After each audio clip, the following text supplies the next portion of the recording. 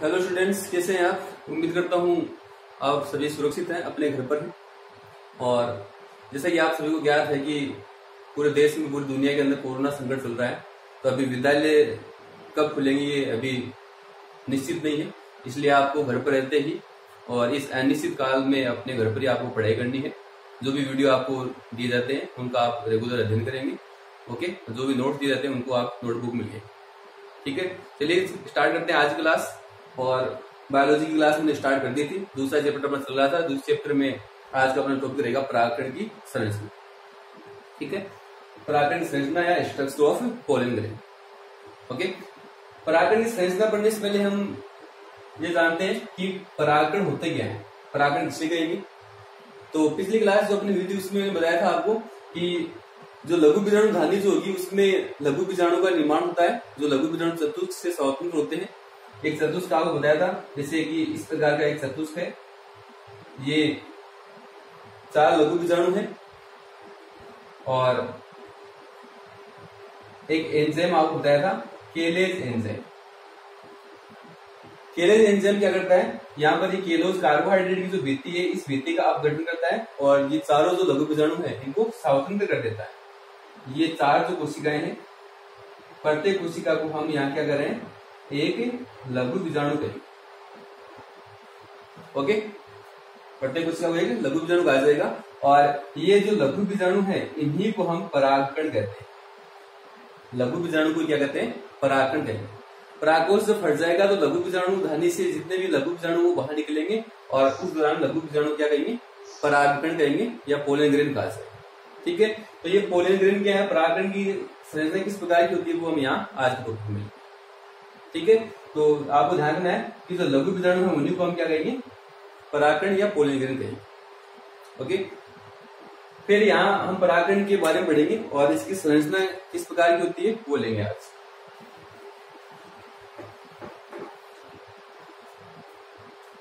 देखिए, परागकण को एक प्रकार से हम परिभाषित करें, इसकी परिभाषा क्या होगी, तो परागकण जो है एक कोशिकीय संरचना होती है।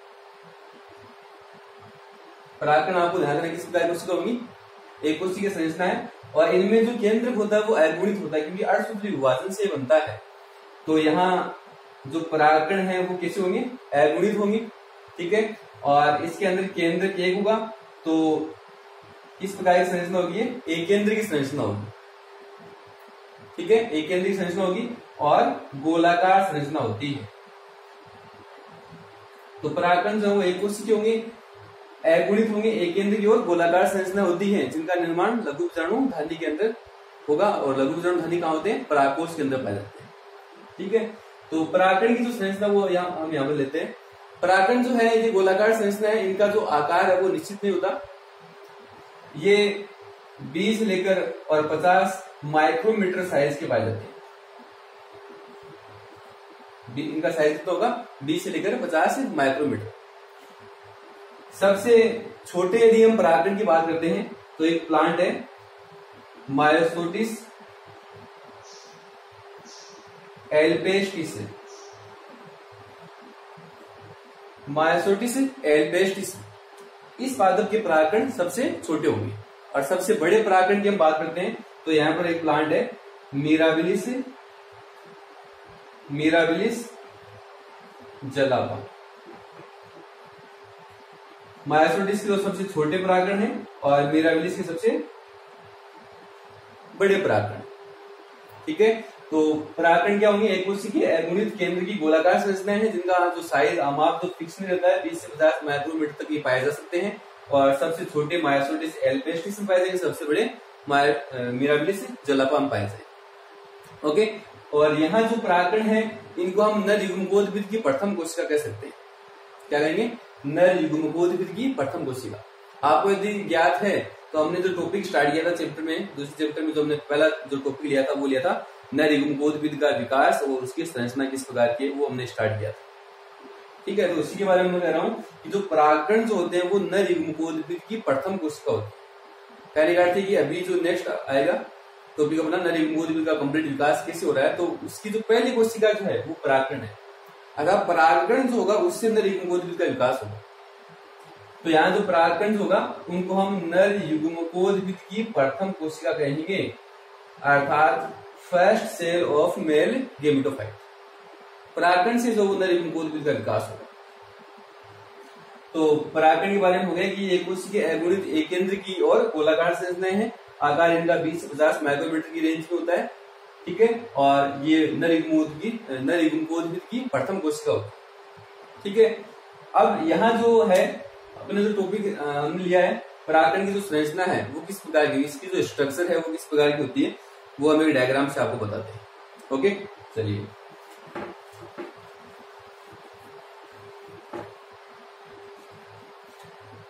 संरचना के बारे में आपको बताया कि ये गोलाकार होते हैं, इस प्रकार से गोलाकार संरचना होगी।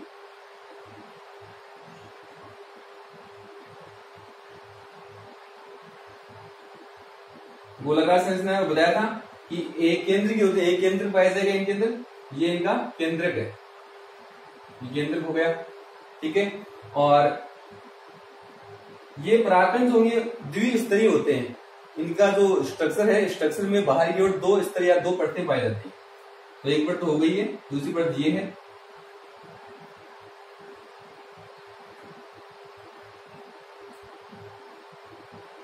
जो बाहर वाली परत होती है वो मोटी होती है और अंदर वाली जो परत है वो पतली होती है। इसको आप ऐसे बना सकते हैं, ये बाहर वाली परत जो मोटी है,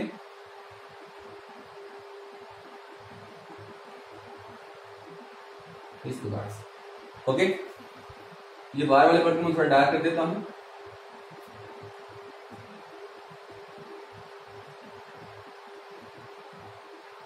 इस बाहर वाले परत को हम कहेंगे बाह्य चोल। इसका नाम क्या है? बाह्य चोल, एक्सैन कहते हैं इसे, बाह्य चोल या एक्सैन। और ये जो अंदर वाली जो परत है तो पतली होगी, पतली होने के साथ साथ ही कंप्लीट भी है, क्योंकि एक्सैन या बाह्य चोल कुछ स्थानों पर गायब है। ये जो अंदर वाली परत है इसको हम कहेंगे अंतःचोल, अंतःचोल या इंटाइन कहते हैं। ओके, तो परागकण की जो स्ट्रक्चर है उसमें कह सकते हैं कि परागकण कैसे हो गए? द्विस्तरीय हो गए। परागकण कैसे हो गए? द्विस्तरीय। बाहर वाले जो स्तर उसको तो हमने क्या नाम दिया है? बाह्यचोल नाम दिया है, और अंदर वाले को नाम दिया है अंतःचोल। ओके, तो द्विस्तरीय परत हो गई। अब ये जो बाह्यचोल है, बाह्यचोल जो है आपको दिख रही है कि कुछ स्थानों पर बाह्यचोल अनुपस्थित होती है। जैसे ये 3 स्थान आपको दिख रहे हैं, ये वाला भाग, ये दूसरा और ये तीसरा भाग, यहाँ पर बाह्यचोल नहीं है। जहां पर बाह्यचोल नहीं होती है वो भाग जो है जनन छिद्र कहलाता है। यानी कहते हैं कि जहां पर बाह्यचोल नहीं, वहां पर एक छिद्र बन गया और उस छिद्र को हमने क्या नाम दिया है? जनन छिद्र। ओके, जर्मपोर इसको कह सकते हैं, जर्मपोर। ओके, अब इन जनन छिद्रों की संख्या की हम बात करते हैं। जैसे अपने पास 2 प्रकार के प्लांट होते हैं, एक तो द्विबीजपत्री पादप और एक बीजपत्री पादप होते हैं, ठीक है। तो जो द्विबीजपत्री पादप होते हैं उनमें इनकी संख्या लगभग 3 हो सकती है, 3 जनन छिद्र पाए जा सकते हैं। और जो एक बीजपत्री पादप है, एक बीजपत्री में इनकी संख्या 1 होती है। द्विबीजपत्री में 3 और एक बीजपत्री में 1 जनन छिद्र पाए जाते हैं। ओके, तो ये बाह्यचोल जहां पर एब्सेंट है वहां क्या हो गए? जनन छिद्र पाए जाएंगे। द्विबीजपत्री में ये 3 तक हो सकते हैं, एक बीजपत्री में 1 जनन छिद्र पाए जाते हैं, ठीक है। फिर हम बात करते हैं कि बाह्यचोल जो है किससे बनी होती है।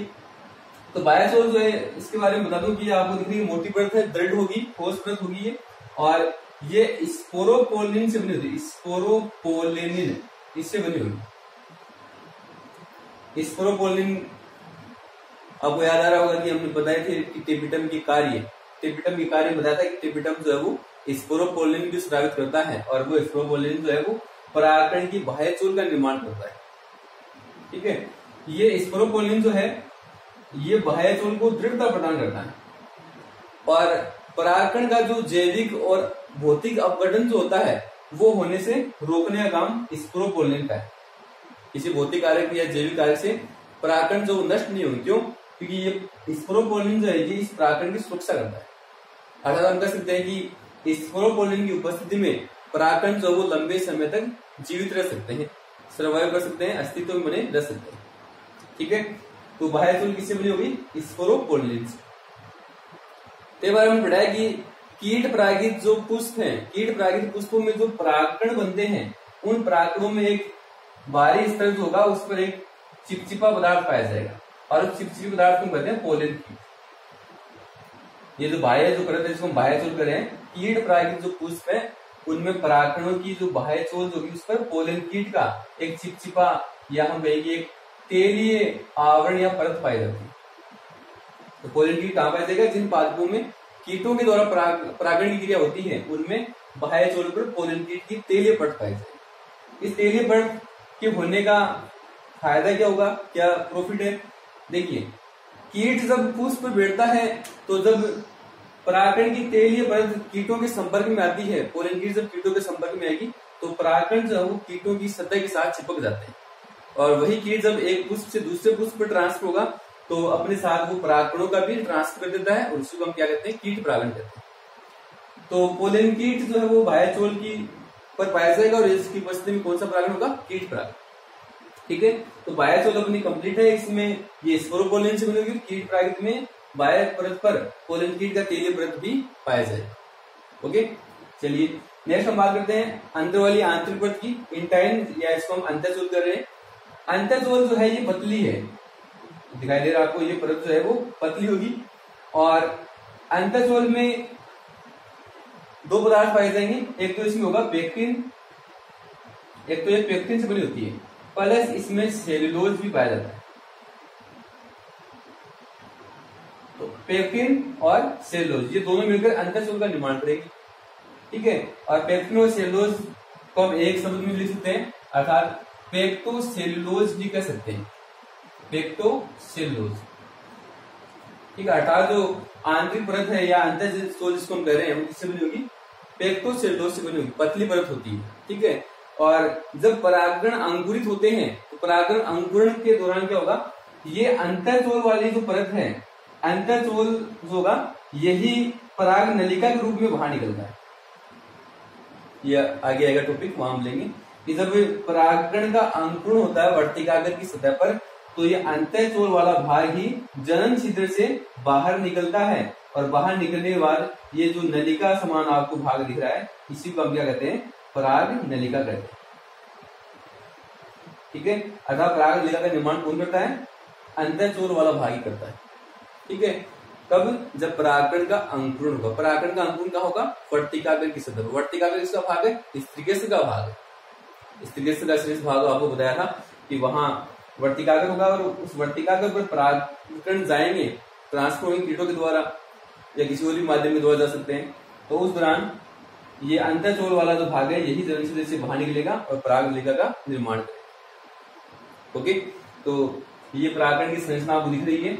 द्विस्तरीय परत हो गई, बाहर वाली को हम बाह्यचोल कहेंगे, अंदर वाली को अंतःचोल कहेंगे। ठीक है, और बाह्यचोल स्पोरोपोलन से प्लस पोलन कीट से बनी होगी, और अंतःचोल वाला जो भाग वो पेक्टिन और सेलुलोज से बना होगा, अर्थात पेक्टोसेलुलोज से बना होगा। पराग नलिका का निर्माण कौन सी परत के द्वारा होगा? अंतःचोल के द्वारा होगा। कब होगा? जब परागकण अंकुरण करेगा। अंकुरण कहाँ होगा? वर्तिकाग्र की सतह पर होगा। ठीक है, तो यहां आपको दिख रहा है ये केंद्रक है, इसका केंद्रक यहाँ कैसा होगा? एन होगा, क्योंकि अर्धसूत्री विभाजन के कारण जो परागकणों का निर्माण होता है। परागकण लघु बीजाणु को ही हम परागकण कह रहे हैं। लघु बीजाणु कैसे बने थे? अर्धसूत्री विभाजन के परिणाम स्वरूप ही लघु बीजाणु का निर्माण हुआ था।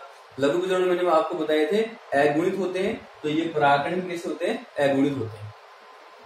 ठीक है, ये परागकण की जो संरचना है वो अपनी यहाँ पर कंप्लीट है। ओके, नेक्स्ट जो टॉपिक होगा वो हम नेक्स्ट क्लास में। धन्यवाद।